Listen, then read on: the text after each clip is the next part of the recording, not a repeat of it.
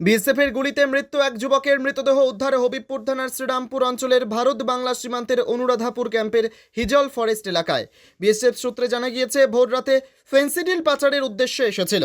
সেই সময় ভারত বাংলা সীমান্তে অনুরাধাপুর ক্যাম্পের 12 নম্বর ব্যাটালিয়নের জওয়ানেরা ডিউটিতে থাকার সময় রাতের অন্ধকারে বর্ডার এলাকায় ফেন্সিডিল পাচারের উদ্দেশ্যে এসেছিল বলে সূত্রের খবর। সেই সময় ডিউটিতে থাকা জওয়ানেরা পাচারকারীকে উদ্দেশ্য করে গুলি চালায়। সেই গুলিতে গুলিবিদ্ধ হয়ে মৃত্যু হয় ওই পাচারকারীর।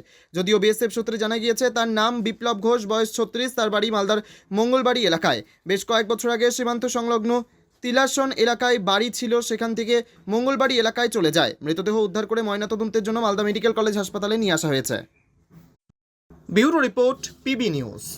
সান হসপিটাল, এখানে যে কোনো রকমের চিকিৎসার বিশ্বস্ত প্রতিষ্ঠান। খুবই কম খরচে বিশ্বমানের চিকিৎসা প্রদান করে থাকে।